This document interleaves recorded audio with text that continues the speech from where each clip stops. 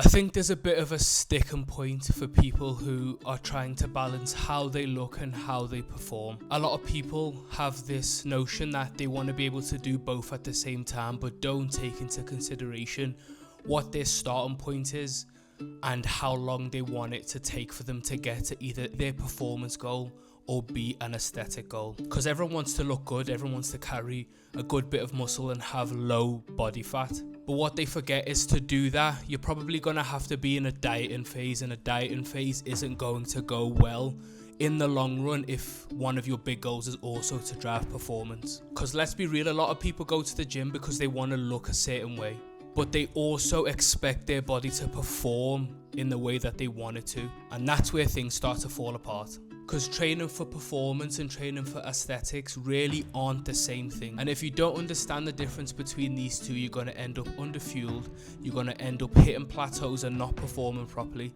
and you're going to be in this weird limbo of always chasing both of them and never achieving either. So in this video, I'm going to break down the crucial differences between training for performance and training for aesthetics, how your nutrition should change depending on which one of these goals you're prioritizing, when it isn't right to be in a diet, why if you are focusing on performance, the main goal can be to fuel and therefore you may add on a little bit of excess body fat, and most importantly, how you can balance these two goals.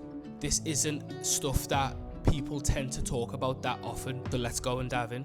So let's start with the differences between the two. So training for your aesthetics is outcome driven. So what I mean by that is you care about adding muscle, you care about adding size, you care about the shape that you are, you care about how lean you are and your overall body fat percentage. And if this is your main goal, then your performance is a secondary objective. And I'm thinking back to when I was dieting. There's a lot of sessions I would go to in the gym. I would be so weak. I'd have no strength. I wouldn't go in there to chase any numbers or to improve on my logbook. My main goal in there at that time was to get leaner and was to give my body enough stimulus to keep hold of the muscle that I already have. I did not care about how I performed in the gym. Whereas your performance training is function driven. So your main purpose for this is to get stronger, to get fitter, to add speed, to improve your aerobic capacity, to improve your power, and also be able to recover better in order to keep doing this at a high level.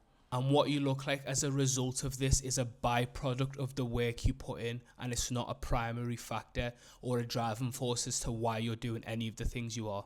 Now, here's the problem. Most people try to do performance-driven training while eating as if they're trying to diet and step on stage, or just care about losing as much body fat as they can. And there's a bit of a contradiction between the two. This mismatch in the two objectives leads to plateaus, feeling fatigued all the time, picking up stupid injuries, and picking them injuries up because you're under recovering basically. And in the end, all that happens is because you can't train as you want to, you end up losing muscle anyway, and you end up being in this weird position where you're skinny fat or you're not able to add any muscle anymore.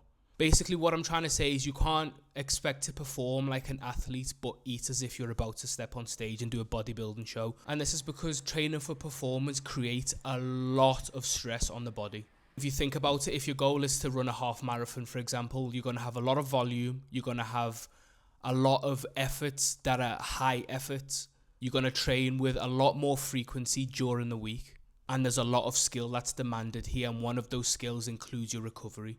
And that stress has to be paid off somewhere. And 9 times out of 10, that payoff will come from your calories or it'll come from your recovery. And what tends to happen when your calories are too low is you underperform, your recovery is dog poo, you can't recover at all. Your hormones take a massive hit, your sleep suffers, and then your risk of injury also increases. Whereas if your only goal is to look a certain way, then the lower overall volume or having more rest in between your sessions, all of these are perfect because they have less demands on your CNS. So you don't actually need to focus as much on recovery as you would if your goal is to improve your performance. That's why you can get away with eating less calories in this phase than you would if your goal is to improve how you perform in the gym. So basically your nutrition has to match up with whatever your main goal is at that time. And that's important to have a main goal, because if you don't have a main goal, you'll end up chasing both of them and actually hitting nothing. So if your calories is important to your body composition, let's talk about it. Let's dive into that. So for most of you, or if you don't already know, a calorie deficit isn't the be all and end all. You don't want to be in a deficit all year round.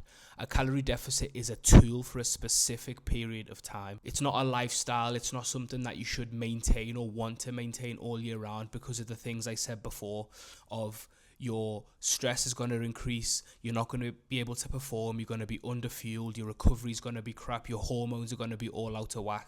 So you don't want this to be something that you maintain all year round. Yes, a deficit does help in reducing body fat, and it's the only way that science has found for us to lose body fat. However, it also reduces your ability to recover and your ability and your capacity in order to push in your sessions. So it leads to a key question you have to ask. In this current phase I am in, is being in a calorie deficit or a dieting phase the right thing to do right now?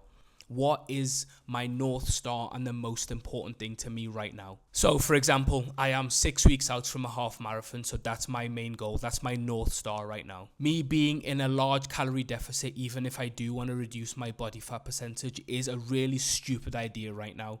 And like I said, if my main goal was to look a certain way, then maybe booking a half marathon wouldn't be the right thing to do right now. So, again, if my goal was to chase an aggressive fat loss, for example, right now, because I want to look a certain way at the start line, I will probably have to move my half marathon somewhere else because those two things can't coexist, especially with that short period of time that I want to do it in. So I may have to almost accept slightly that I may not lose body fat in the rate that I want to or at all in this period of time, because my main goal is to fuel all of my running sessions to perform well when I get to my run. And I'm also doing double sessions on some days. So again, my main goal here can't be to be in an aggressive deficit because I'm going to burn out before I even get started. And this is where periodization comes in, and where you have to really, like I said, pick a North Star and make everything else fall around that. Anything else you can have as a sub goal, but not your main goal.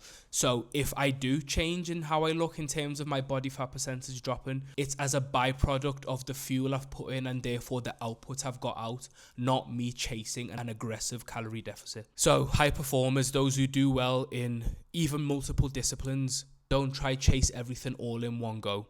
So for example, right now, I'm probably somewhere within a calorie surplus or at a maintenance and not a deficit. Even though I want to lose body fat, my priority to perform well in my runs is the most important thing. So I am not going to be stupid and chase both of them at the same time. Basically, trying to chase everything at one go stalls everything. And for someone or anyone really, one of your objectives will be to look good. That's why we do go to the gym for most of us. That's why we got started. And there's a psychological benefit to looking good, not just performing well. Because I always say, you can't see fitness. So someone who has a really good pair of shoulders as opposed to someone who can run a sub 20-minute 5K, on the eye, one of them looks better than the other one. So there is a mental side of things that comes into this. And this is actually the hardest part for most people. I know for me, it's the hardest part as well. Because when you do focus on your performance, your calories do go up. And if your calories do go up, then sometimes as a byproduct, your body fat percentage goes up or it doesn't drop down. And that can mess with your head, especially with the amount of output you're putting out. That can really mess with your mental state. But here's how I'd reframe it. That extra fuel is not fat gain. It's an actual investment into your performance in the future. Ironically, by people doing this, they end up actually looking better in the long term, and they actually get there in a better state than they were when they first started. They're a lot fitter, they're a lot stronger, they're a lot faster. And that actually gets you 80% of the way for most people. And then when they do want to diet down, they haven't got a lot of body fat percentage to lose anyway. Chasing leanness all year round and not having specific phases where you focus on adding muscle and really pushing your sessions is going to leave you feeling skinny all year round. But the elite physiques are developed with different periods of really pushing calories and performance. So the question you probably have after hearing all of that spiel is, how do I get the right balance then? Well, the primary question I'd ask you and I get you to answer now is, what is your North Star? What is your primary goal right now? Is it performance, or is it how you look? Where are you currently sitting within your body composition? Are you someone that's carrying a lot of body fat, or are you someone that's relatively lean now or carrying a lot of muscle tissue? Do you have an upcoming event? And is that upcoming event your priority? And also, what does it entail you to do to be ready for that event? And lastly, is the way you're training matching the amount of calories you're putting into your body? If your training at the moment is intense, then eat to support that. If your goal is fat loss, then you may have to reduce your volume and your capacity. But if your goal is to just purely lose body fat, then it doesn't matter anyway, because the majority of that will be done by your calorie deficit. Your training is just there to give your body enough of a reason to keep the muscle you already have and potentially build some more muscle tissue. So the biggest mistakes that people make is trying to live in both extremes for long periods of time, either just focusing on performance all year round and sometimes not even understanding or knowing that you are adding body fat, because your performance in the gym is really good, but you may look at yourself and be like, I'm not happy with my physique. Or people go the other way and they spend long, excessive periods of time dieting and never get stronger, never get fitter, and actually probably look the same all year round. People who win long term think of the cycles and the periods that they're in and match their calories and their training to that. They make sure that they fuel properly and they stop letting the short term outweigh what's going to happen in the long term, and they protect what's going on between their ears. So if this did actually help you think differently about your training and your nutrition, then drop a like and hit the subscribe button.